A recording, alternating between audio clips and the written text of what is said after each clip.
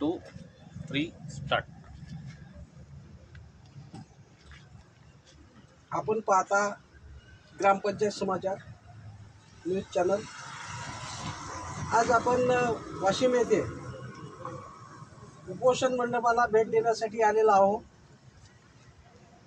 तेव्हा इथे जे उपोषणकर्ते बसलेले आहेत तर त्यांच्या काय समस्या आहेत, त्यांच्या काय अडचणी आहेत हे आपण सर्वप्रथम त्यांच्याकडून जाणून घेऊ.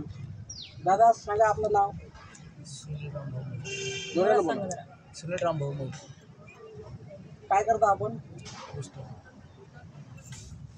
उपोषणाचं काय कारण आहे? जुरेन बोला. आरोपीला अटक. कधीची घटना आहे? त्याला 2 महिने. पोलीस स्टेशनवाल्यांनी काय काय काय केली याच्यावर कारवाई? काहीच केलं नाही कारवाई. आपलं नाव? शारदा सिंह. मुलीची आई आहे का तुम्ही? बरं. तुम्ही असं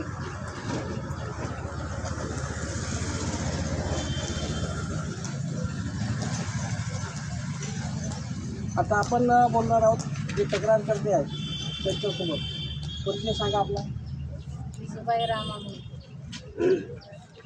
तुम्ही तक्रार करते आहात. तक्रार केली, पोलिसांना काळाजवळ शोध काढली. बोला ना.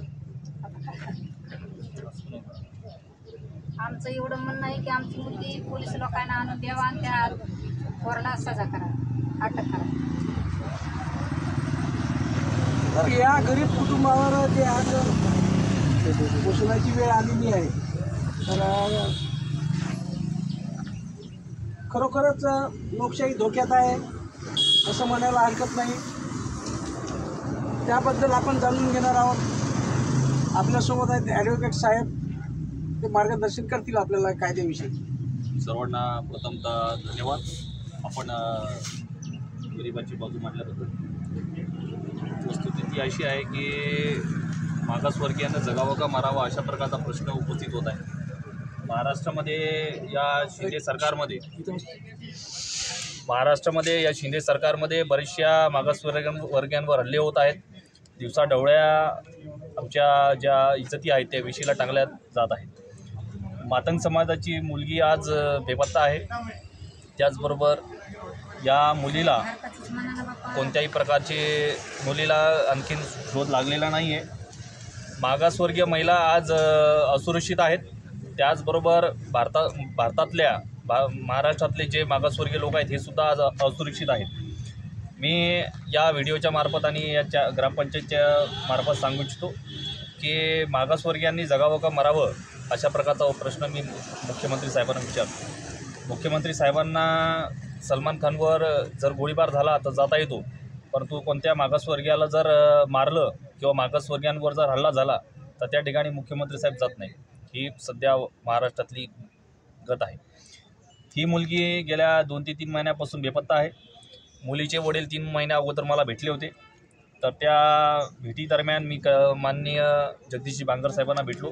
त्यांना परिस्थितीचा आढावा दिला आणि त्यांनी सांगितलं की मुलीचा शोध लावा. ऊसतोडकर कामगार आहेत, गरीब आहेत, यांचं हातावर आहे, पोटपाणी हातावर आहे. तरी त्यांनी त्वरित मार्ग लागावा अशा प्रकारचं त्यांना विनंती केली होती आणि त्यांनी 10-15 दिवसात शोध लावू अशा प्रकारचं आश्वासन दिलं होतं.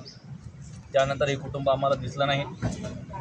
काल मी जसं इथं आलो काही कामानिमित्त तर ते तिथं पाण्यापावसात बसले होते आणि कलेक्टर साहेबांनी त्यांना कलेक्टर साहेबाच्या नेत्यांनी अधिकाऱ्यांनी सांगितलं नावं घ्या, परंतु आचारसंहिता शिथिल झालेली आहे वाशिम जिल्ह्यात. आणि जर आपल्या कुटुंबावर जर मुलीचा शोध लागला नाही तर आम्ही साधं उपोषणसुद्धा करू नये अशा प्रकारचा प्रश्न मी माननीय अधिकारी साहेबांना विचारतो. आमची लेकबाळ गेल्या 2-3 महिन्यापासून बेपत्ता आहे आणि आम्ही उपोषणातून बसून आहे का अशा प्रकारचा प्रश्न मी कलेक्टर साहेबांना विचारतो. तरी आमची एक मागणी आहे की ऑल इंडिया सायकल सेना तसंच मातंग समाजाची मागणी आहे की या मुलीचा त्वरित शोध लागावा. अल्पवयीन मुलगी आहे.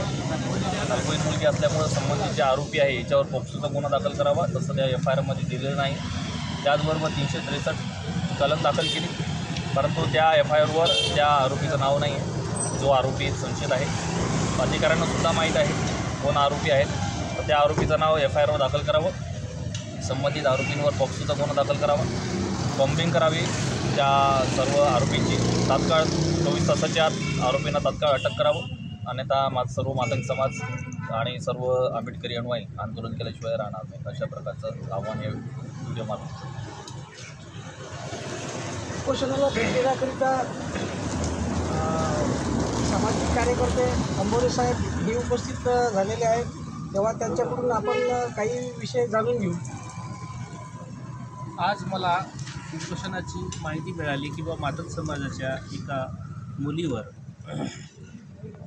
अत्यंत वाईट प्रसंग आला आणि त्या मुलीला त्यांनी म्हणजे पळून नेलं आणि त्याबद्दलचा पोलीस स्टेशन वाशिम या ठिकाणी FIRसुद्धा झाला.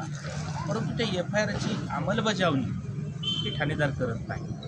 जे काही त्यांनी कर्तव्य करायला पाहिजे आणि त्यांचं जे कर्तव्य दक्षपणा दाखवायला पाहिजे तो करत नाही. आरोपीला पाठीमागं घालण्याची प्रयत्न करत आहे.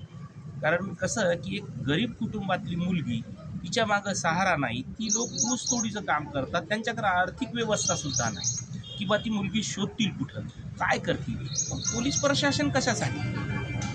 मी आदरणीय मुख्यमंत्री साहेबांना विचारतो की मागासवर्गीयामधली एक मातंग समाजाची जात, ज्यांचा इतिहास आहे, लहुजी वस्ताद साळवेची जात, तुम्ही या लोकांचा विचार कावा करणार आहे का. नुसतं हिंदू हिंदू हिंदू म्हणून त्यांच्या हिंदू नावावर एक कलंक नाही का. हे कलंक आहे. पण जर तुम्ही हिंदू समजत असाल त्यांना खरोखर, तर तुम्ही त्यांची कारवाई करा. पोलिसला सांगा, पोलिसला आदेश द्या की ताबडतोब ती मुलगी शोधा म्हणून. फार मोठी गोष्ट नाही आहे जर पोलीसच्या लक्षात घेतलं तर. पण पोलीस, वाशिम जिल्ह्याची जी पोलीस आहे ही कर्तव्यदक्ष राहत नाही. त्यामुळे वाशिम जिल्ह्यामध्ये मागासवर्गीयावर अतिशय मोठ्या प्रकारचे अनेक प्रकारचे अन्याय